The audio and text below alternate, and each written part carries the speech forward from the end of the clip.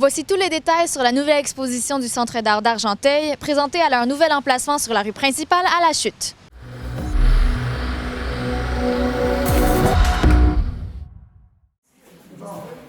L'exposition Assemblage présente les œuvres de 20 artistes des Laurentides depuis le 10 février dernier. 2 sculptures de l'artiste Sylvie Pronovo comptent parmi les pièces exposées à la galerie. Alors, j'ai présenté, je suis artiste céramiste. Pour moi, les œuvres que je présente ici, je m'inspire beaucoup de la nature. J'adore la nature.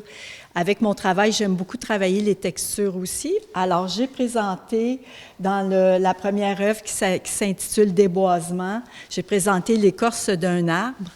C'est une pièce, un ensemble que j'ai mis dans le four, bien sûr, parce qu'il y a le passage du feu dans la cuisson d'une œuvre. Et bien souvent, il faut avoir un lâcher-prise. Il faut vraiment s'abandonner au résultat qu'on va avoir parce qu'on n'est jamais certain dans un premier temps ce qui va ressortir. Alors, la pièce est sortie en 4 fragments. Elle s'est fragmentée. Donc, j'étais un peu très surprise du résultat. Je me suis dit, il faut absolument que je continue avec cette œuvre-là parce que je l'aimais beaucoup au départ, mais elle m'a amené à avoir une nouvelle perception. Donc, ça a comme bousculé un peu mon processus de création et j'en ai fait vraiment quelque chose qui, pour moi, me parle beaucoup. Ça me parle de la déforestation, du déboisement, de l'homme versus le territoire, mais aussi tout ce qui se passe avec les éléments de la nature. On a vécu dernièrement une tornade ou le feu qui peut aussi alterner ou déranger, si on veut, entre guillemets, la forêt. Alors, ça, c'est pour la première. La deuxième, c'est tout à fait comme le contraire, c'est la régénération de la nature. J'aime beaucoup les samards. J'en cueille à chaque printemps.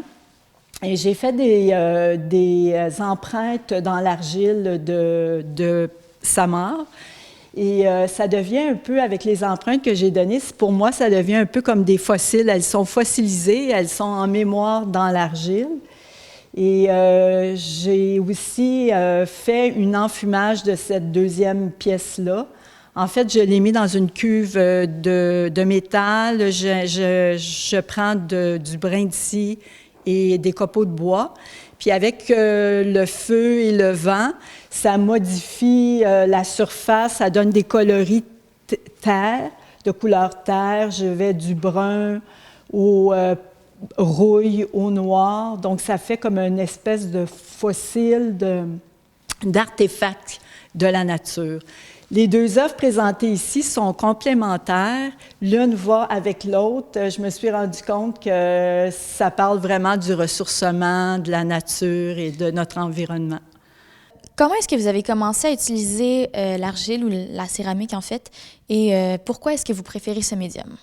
Bien, c'est un médium, je trouve, qui est très féminin, c'est très tactile, c'est facilement praticable. En fait, on peut même en trouver à l'extérieur de l'argile, donc c'est facilement d'accès.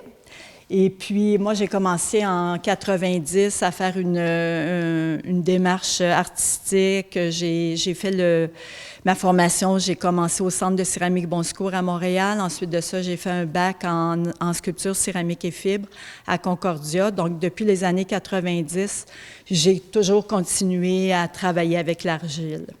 Est-ce que votre inspiration dans toutes vos œuvres vient seulement de la nature et des arbres? Non, pas nécessairement. C'est ça, c'est comme des pulsions. Comme dans ce temps-ci, c'est beaucoup la nature, mais je m'inspire aussi beaucoup des visages des gens, du côté social aussi, de ce que je vis, du climat politique. Ça va, tous ces éléments-là vont faire que ça va impulser, que ça va faire une pulsion créatrice dans ma vie, puis ça va se transformer dans mon travail. Donc, tout peut m'inspirer. Marjolaine Dalinga et Jacques Charbonneau, 2 artistes travaillant avec des médias moins conventionnels, sont également exposés au Centre d'art d'Argenteuil.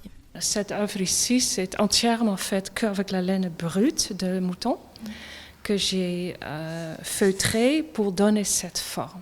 Alors, l'inspiration vient vraiment d'une plante que j'ai vue dans le désert en Arizona, qui s'appelle la griffe de diable. Pour ça, il est si pointu. Et alors, je l'ai construit vraiment en pièces parce qu'avec le feutrage, tout va rapetisser énormément, peut-être presque 100%. Alors, il est créé après 12 pièces et j'ai créé une après l'autre pour avoir cette forme. Pouvez-vous m'expliquer comment est-ce que ça fonctionne le feutrage en fait? Mais c'est facile à comprendre. Si on a un chandail de laine, on le lave trop chaud dans la laveuse, mais ça foule et il vient dur. Moi, je fais un peu la même chose avec la laine brute. Je le place de certaines façons. Et là, je mets du savon, et là, je le roule, et je masse, et je lance pour le faire rapetisser et le sculpter. Alors, j'utilise que la caractéristique de la laine qu'il a naturellement pour créer cette forme-là. Puis pourquoi avoir décidé de vous enligner avec la laine? Pourquoi avoir décidé ce médium? Mais j'ai une formation en peinture. J'ai fait des écoles des beaux-arts en Europe. Mais quand j'ai eu des enfants, la peinture, j'étais plus capable de peinturer avec les petites à côté de moi. Et j'ai commencé avec cette matière de créer des jouets. Et comme ça, j'ai rentré là-dedans. Et lentement, ça se transformait de jouets à des choses très pratiques. J'ai retourné dans les œuvres d'art. Et pour moi, c'est un peu une combinaison de peinture, parce que quand je place la laine, c'est comme on peint un peu avec toutes les couleurs, et sculpture, parce qu'on forme une sculpture avec la matière. Alors, c'est une matière qui est très reliée à notre corps. Tout le monde veut toujours toucher. Alors, c'est cet aspect de cette médium, je trouve ça important, que tu crées un lien avec les gens, que c'est pas juste une œuvre qui est au mur, mais aussi une œuvre qui est vivante, qui fait un appel à ton physique et tu le sens physiquement quand tu le vois. Juste le volume et la douceur, ou peut-être aussi même la forme qui est un petit peu agressive. Et tout ça, je trouve ça intéressant, comme le médium de cette matière. Pour ça, je n'ai jamais retourné en peinture. Puis vous disiez en fait que cette œuvre a été inspirée d'une plante que vous avez trouvée en Arizona. Est-ce que toutes vos sculptures en laine sont inspirées de la nature? Non, pas tous, mais ça vient un peu partout. Des fois, c'est quelque chose en l'intérieur de moi. Des fois, c'est une rencontre avec quelqu'un avec qui crée une émotion. Des fois, c'est quelque chose que je vois qui m'inspire pour faire quelque chose. J'aime pas ça de copier la nature, c'est bien trop beau, je ne serais pas capable, mais c'est plus un départ. Yeah. Mais je pense que c'était l'agressivité de la plante qui m'a impressionnée et que je voulais recréer avec... Ça a l'air agressif, mais en même temps, c'est très doux. Bien, la première pièce s'intitule Monolithe. Et c'est un travail qui est fait à partir de nouvelles technologies. Cette technologie-là a commencé dans les années 80-90. C'est à partir d'un photocopieur couleur qui s'appelait Sharp CX5000. Et on disait plutôt le thermocopieur CX5000. Puis à l'intérieur, il y avait des acétates, au lieu que ce soit aujourd'hui, comme les photocopieurs d'aujourd'hui, de la poudre, ce qu'on appelle toner, ou de l'encre. C'était justement des acétates avec les 4 couleurs magenta, jaune, cyan et noir. Ça me permet de faire un travail qui est complètement unique, parce que je crois être le seul artiste au monde quasiment, là, qui possède ces rubans-là, parce que c'est des rubans qui n'existent plus aujourd'hui. J'en ai 200 rouleaux chez nous, alors ça me permet de travailler jusqu'à la fin de mes jours aussi. Donc, comment est-ce que ça fonctionne? Donc, c'est ça, vous prenez les acétates qui sont colorés. Comment est-ce que ça fonctionne de transférer la couleur sur un papier? Oui, avec un fer à repasser.